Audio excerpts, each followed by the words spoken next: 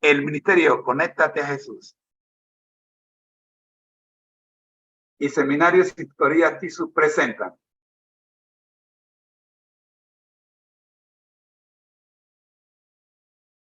de la serie Feliz para Siempre,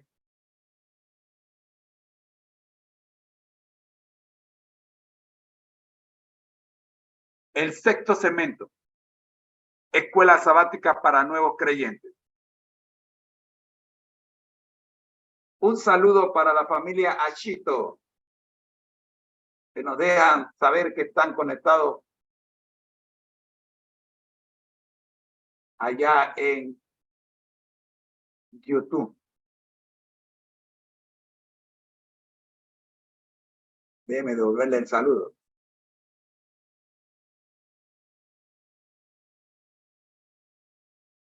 Muy bien.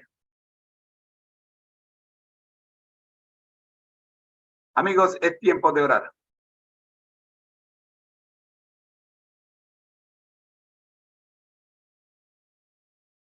Nuestro Dios que estás en el cielo y vives y reinas en la unidad del Espíritu Santo con cada uno de estos tus hijos, rogamos, oh Señor, tu presencia en nuestras vidas,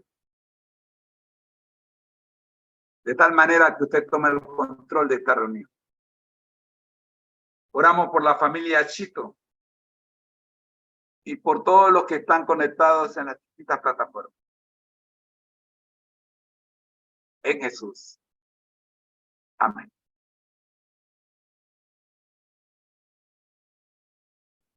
Lección de Escuela Sabática para Nuevos Creyentes.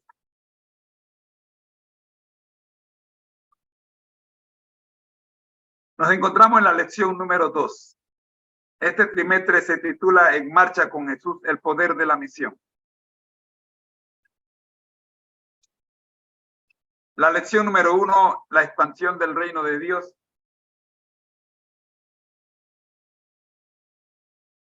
Nos dejó impresionados hablando hablando del reino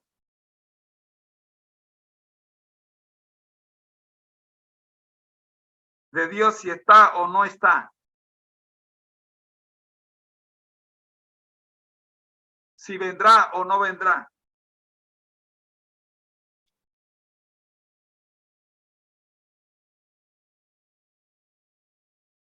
Si somos o no somos. Y se nos dieron las pautas para encontrar respuesta a estas preguntas.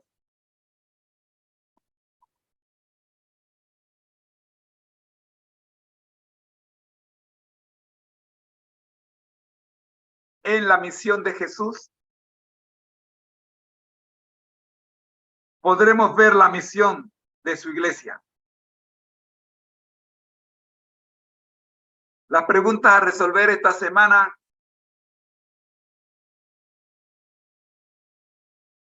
¿ya se ha establecido el reino de Dios en la tierra? ¿O eso ocurrirá en el futuro?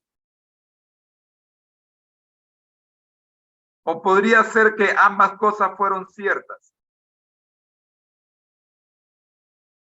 ¿Cuál fue la misión de Cristo en esta tierra? ¿Vino única y exclusivamente a morir por nosotros?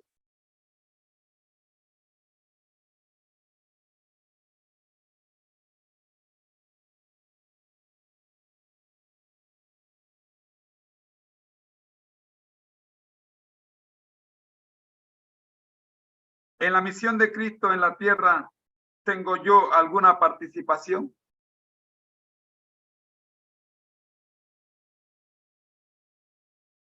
Jesús nos deja el siguiente versículo en Mateo 12:28.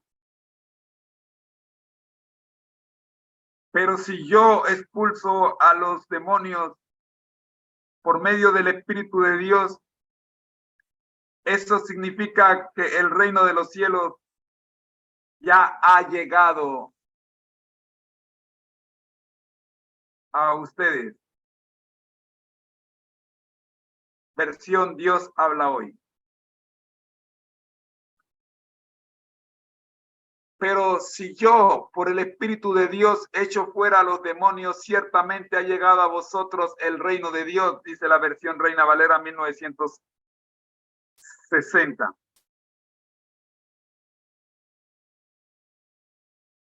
El reino de Dios o reino de los cielos, del cual yo tengo que ser ciudadano para vivir eternamente.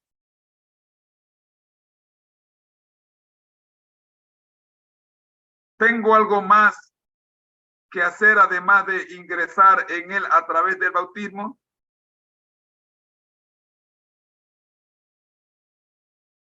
Por supuesto, en la lección vamos a aprender cuál es la parte del cristiano en el reino de Cristo, que Cristo vino a establecer como Rey de Reyes y Señor de Señores.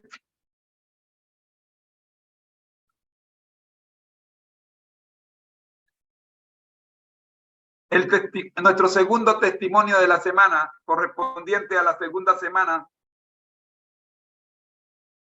vida nueva en Jesús. A los 16 años, Leonardo vivía lejos de su familia. Se había unido a una pandilla que robaban autos y cometían todo tipo de hurtos. Y su principal propósito cotidiano era drogarse. Un día Leonardo oyó con toda claridad una voz que le decía: sígueme. Entonces le dijo a sus amigos: creo que Jesús quiere que yo lo siga. Todos se mofaron de él y lo ridiculizaron. Se trata de tu vida, fue el comentario de sus compinches. Nosotros somos seguidores de Satanás. Algún tiempo después, Leonardo oyó de nuevo la misma voz, que solo a él le resultaba audible, diciéndole: sígueme. Esta vez respondió en voz alta: no sé lo que quieres. Hazme saber de alguna manera qué es lo que quieres decirme. Poco después su madre lo llamó y le suplicó que se mudara a la ciudad donde ella vivía, ya que se encontraba enferma. Le pareció que quizás esa era la señal que estaba esperando.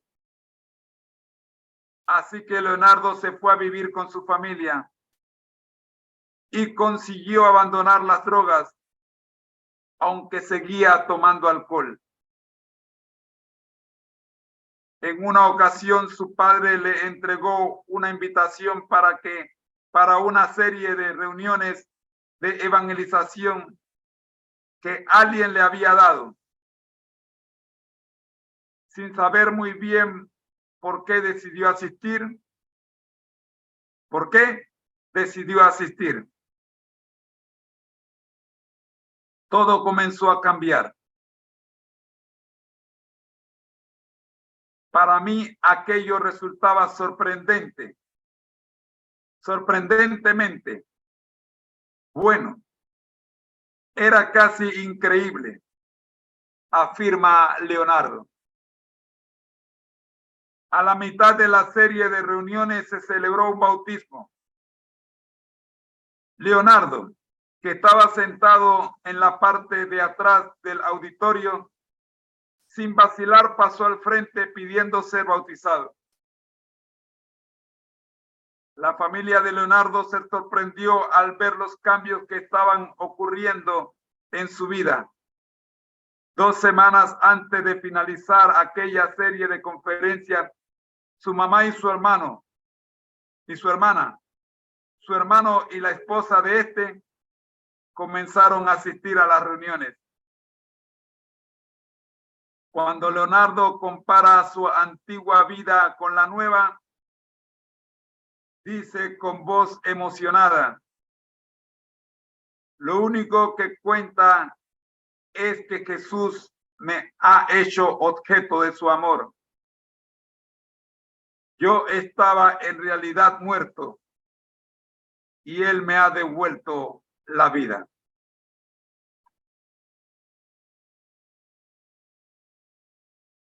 La primera parte de esta lección número 2 nos habla de el reino ahora. Se requiere ejercitar la fe para aceptar la intangible realidad del reino de Dios. En varias parábolas Jesús les enseñó a los discípulos de modo muy gráfico que el reino de Dios llega de forma prácticamente imperceptible, normalmente con un pequeño comienzo hasta convertirse en algo inmenso. Jesús le dijo a Nicodemo que la obra del Espíritu es invencible y misteriosa, parecida al viento. Juan 3:8. A menos que una persona nazca de nuevo, no podrá ver el reino de Dios ni reconocerlo. Versículo 3. ¿Qué les contestó Jesús a algunos fariseos al preguntarle cuándo vendría el reino de Dios? Lee Lucas 17, 20 y 21. Los judíos esperaban un Mesías rey que vendría acompañado de la pompa, la gloria y el poder militar que caracterizaba a los monarcas terrenales de la época. El reino de Dios, sin embargo, no se exhibe como lo hacen los poderosos de este mundo. Por el contrario, su reino iba a ponerse de manifiesto por medio de la gracia divina que obra en la vida de los hombres y mujeres comunes.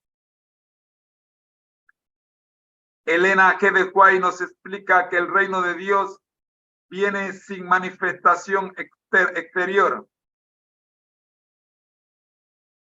El evangelio de la gracia de Dios, con su espíritu de abnegación, no puede nunca estar en armonía con el espíritu del mundo. El deseado de toda la gente, capítulo 55, página 480. ¿Quiénes no podrán formar parte del reino de Dios? La respuesta está en 1 Corintios 6, versículos 9 y 10. Los pecados enumerados en este pasaje incluyen los pecados comunes, aunque algunos de ellos sean tolerados e incluso considerados socialmente aceptables. Los que se deleitan en vivir practicando esos pecados lo hacen a riesgo de perder la oportunidad de formar parte del reino eterno que Dios está preparando para todos los que aman y esperan su segunda venida. ¿Qué está haciendo Jesús ahora con el fin de tratar el reino de gloria de Dios de traer el reino de gloria de Dios a la tierra mientras que nosotros estamos a la espera del mismo? La respuesta está en Tito 2, versículo 14. Segunda parte. El reino que aún no ha llegado. Jesús predicó el evangelio del reino de Dios. Revisa Marcos 1:14, Lucas 4:43, Lucas 8:1, Hechos 8:12. al comienzo de su ministerio. Marcos registra el mensaje clave de Jesús. El tiempo se ha cumplido y el reino de Dios se ha acercado. Arrepentíos y creed en el Evangelio. Marcos 1:15. Los 4 autores de los Evangelios registran las grandes y maravillosas obras que Jesús realizó.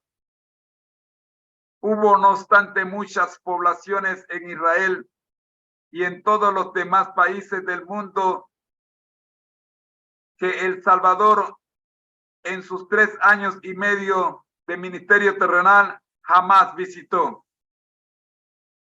Así que la manifestación de su reino se vio limitada espacial y temporalmente. El apóstol Pablo nos indica que la implantación del reino de Dios es ahora parcial. ¿Cuál es, según Pablo, nuestra garantía de que en algún momento recibiremos nuestra plena herencia del reino? Efesios 1:13 y 14. Una de las paradojas con las que encontramos,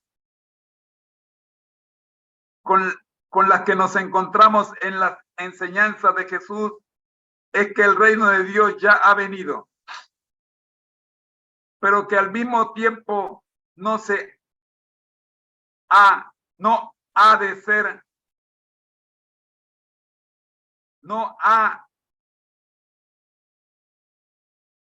se ha podido implantar, pero que al mismo tiempo no se ha podido implantar, debe ser, de forma plena. Sabemos que él habló del reino de Dios como ya presente y a la vez como algo futuro.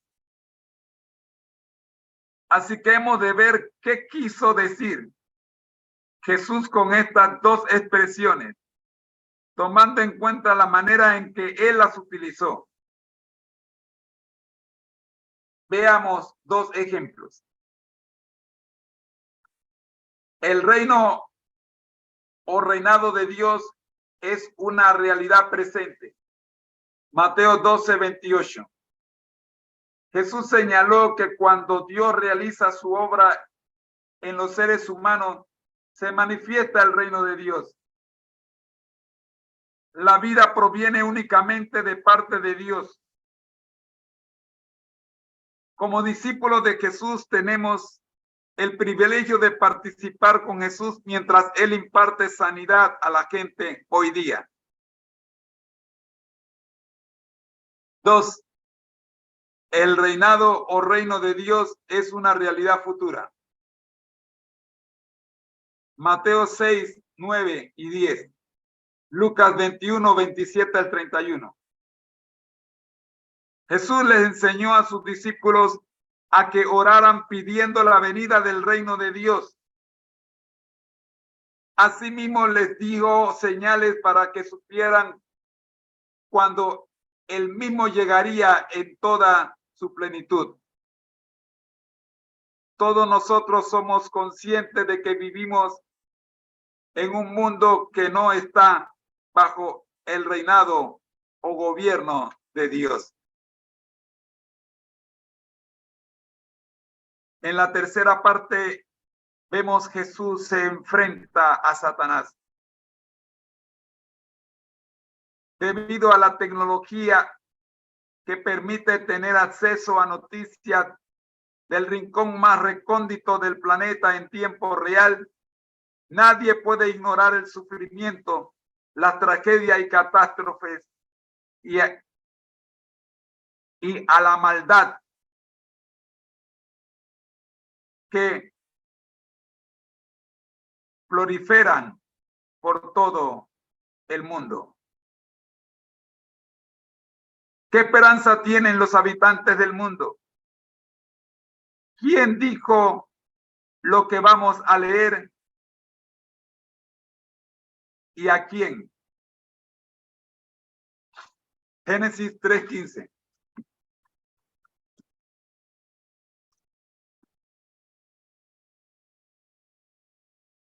Luego del pecado, del primer pecado cometido por Adán y por Eva,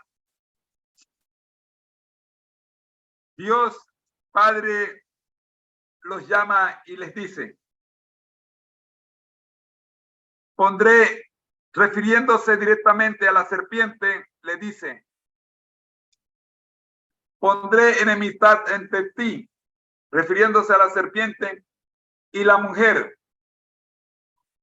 y entre tu simiente y la simiente suya. Esta te herirá en la cabeza y tú la herirás en el talón, o carcañar, como dice la Biblia, Reina Valera, versión 1909.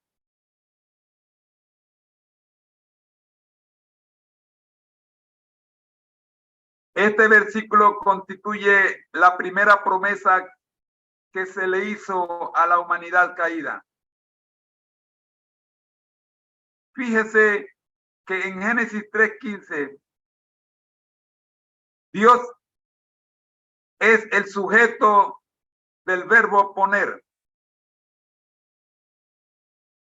El hombre por sí mismo no puede llegar a ser enemigo de Satanás. Para conseguir romper nuestra amistad con el diablo es imprescindible la acción divina. La enemistad debe ser colocada desde fuera, pues no puede ser generada desde nuestro interior. En Mateo 12, 27 al 29, encontramos la respuesta a la pregunta, ¿quién es ese hombre fuerte? Mateo 12, 27 al 29.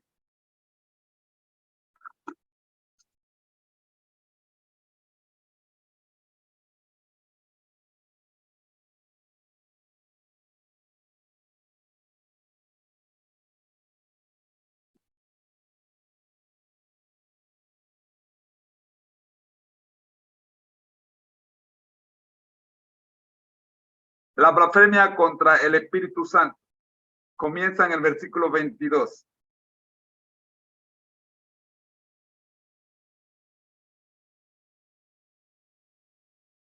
Entonces le llevaron un endemoniado, ciego y mudo, y lo sanó de tal manera que el ciego y mudo veía y hablaba. Toda la gente estaba atónita y decía, ¿será este el hijo de David? Pero los fariseos al oírlo decían, este no echa fuera a los demonios, sino por Belcebú, príncipe de los demonios. Sabiendo Jesús los pensamientos de ellos, le dijo, todo reino dividido contra sí mismo es asolado, y ninguna ciudad o casa dividida contra sí misma permanecerá. Si Satanás echa fuera a Satanás, contra sí mismo está dividido. ¿Cómo, pues, permanecerá su reino? Versículo 27.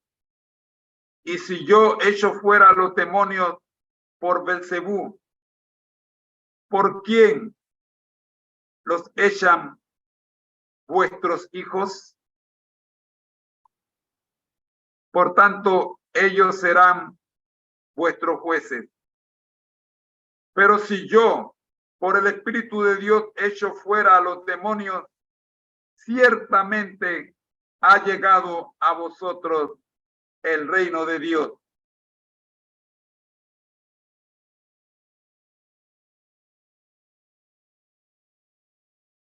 ¿Quién es ese hombre fuerte?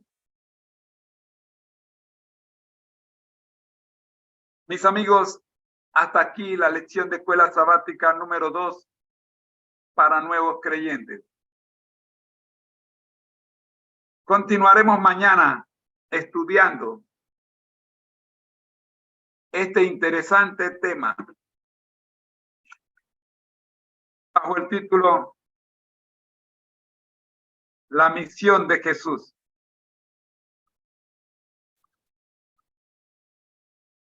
A continuación tendremos la cápsula dominical, historia de la Iglesia Adventista.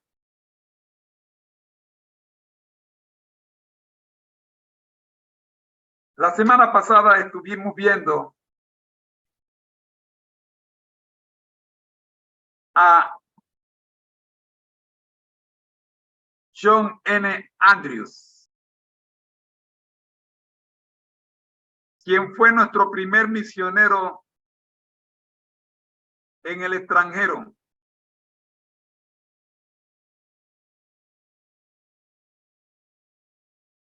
Una de las dos mayores y más acreditadas instituciones educativas de la Iglesia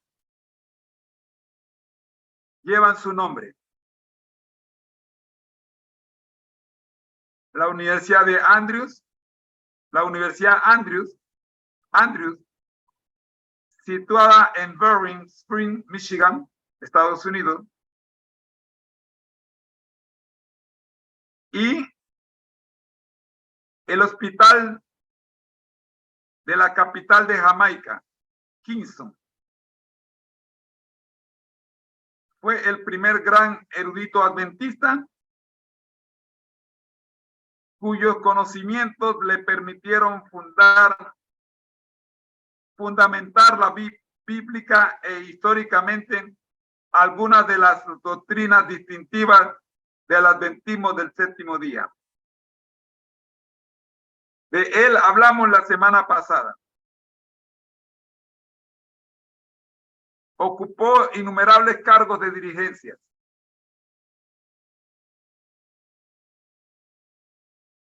Y terminamos diciendo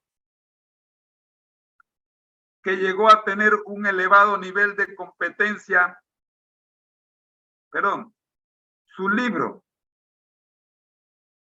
Historia del sábado y del primer día de la semana, fue reeditado en múltiples ocasiones. Llegó a tener un elevado nivel de competencia en 7 idiomas diferentes. Fue el editor de las primeras publicaciones adventistas europeas en francés y alemán. Hablamos de John N. Andrews. Para hoy día tenemos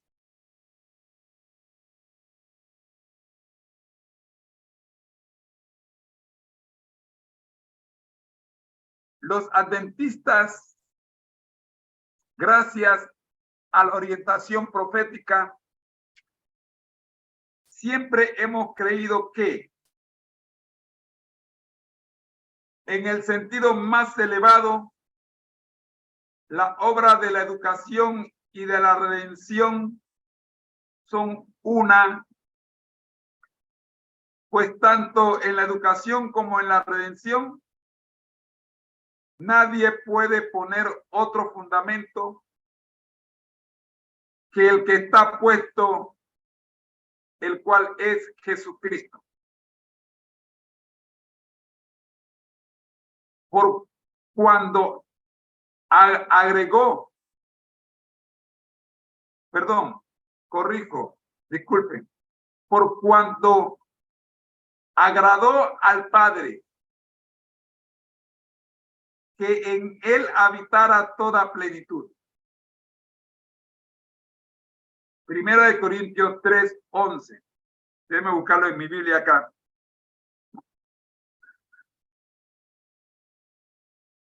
Para leerlo completo.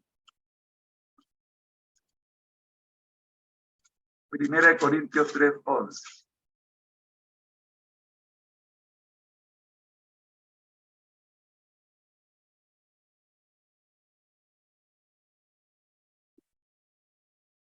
Dice, nadie puede poner otro fundamento que está puesto, el cual es Jesucristo.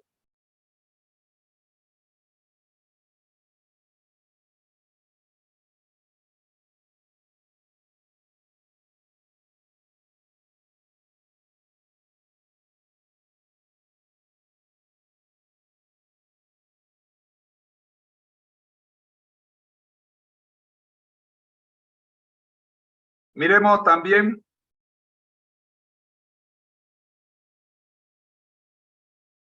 Colosenses 1:19.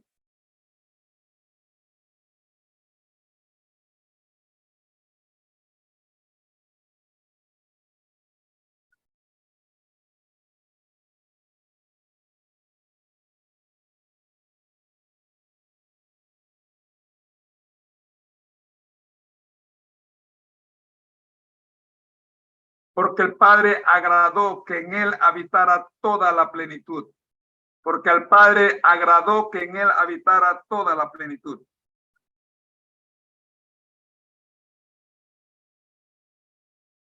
Libro La Educación, capítulo 4, página 29. Por eso la Iglesia Adventista del Séptimo Día es la denominación cristiana que sostiene un sistema educativo de mayor envergadura en todo el mundo, con más de 100 universidades, más de 6,000 colegios y escuelas, con casi 2 millones de alumnos matriculados. El primer colegio adventista del Séptimo Día fue de Battle Creek, fundado en 1874. Germen de la actual Universidad Andrews de Boiling Spring, Michigan, que hablamos la semana pasada. Pero no hemos de olvidar que todos los adventistas del mundo están inscritos en el mayor sistema de educación permanente que Jaime White inició en 1852. La escuela sabática, de la cual usted forma ahora parte activa. En especial usted está en la escuela sabática para nuevos creyentes. En ella estamos todos inscritos. Desde los 0 años hasta los 90 y así termina la cápsula de salud número 2 de este trimestre. Digo, la cápsula de historia denominacional número 2 para este trimestre.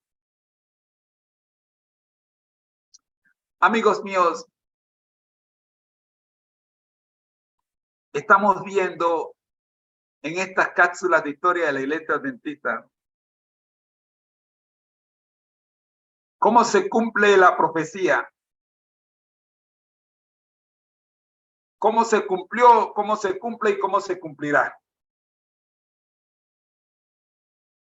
Por ello es importante que no olvidemos la importancia que tiene para nosotros nuestra historia. Hay una cita muy famosa del espíritu de profecía que nos recuerda que no tenemos nada que temer del futuro, a menos que olvidemos cómo el Señor nos ha conducido en el pasado. Quiera Dios que usted y yo le pongamos atención a la historia de nuestra iglesia para que podamos pisar sobre terreno firme. Sin duda, ¿de quién tiene el control? ¿Quién lo ha tenido siempre?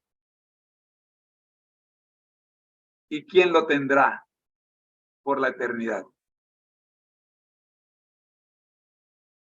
Nuestro Señor Jesucristo es nuestro capitán. No tenemos nada que temer de las tormentas que se presentan ahora y se presentarán en el futuro. Tormentas mayores ya fueron vencidas, porque Jesús es el capitán. Oremos. No somos dignos, oh Señor, de tanto privilegio. Pero al estar en la embarcación que se llama Pueblo de Dios, específicamente Iglesia Adventista del Séptimo Día, nos sentimos seguros, oh Dios, porque al revisar la historia, vemos cómo tormentas terribles azotaron la embarcación, pero ninguna de ellas pudo o ha podido derrotarla, porque Jesús es el capitán. Al apóstol Pablo, camino a Roma, se le dijo: ninguna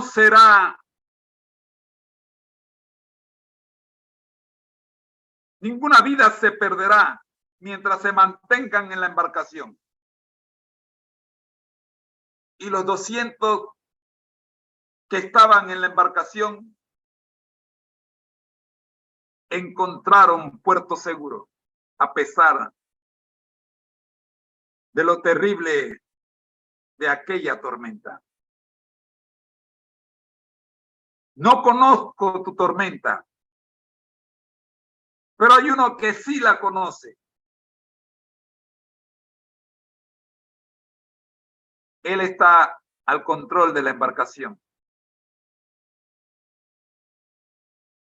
Y seguro llegarás a la Nueva Jerusalén, cuál es nuestro destino final. El capitán tiene la bitácora y él enfrenta las tormentas. Y usted y yo estamos seguros en sus manos. Gracias, Señor, por conducirnos. En Jesús. Amén.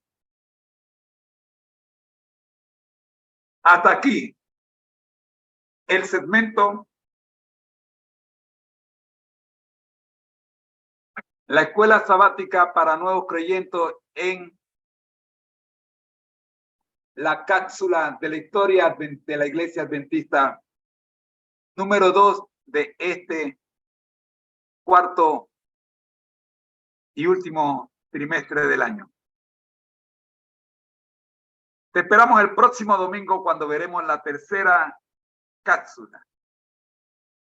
Pero no olvides que mañana tenemos un compromiso con la escuela sabática para nuevos creyentes. Recuerda,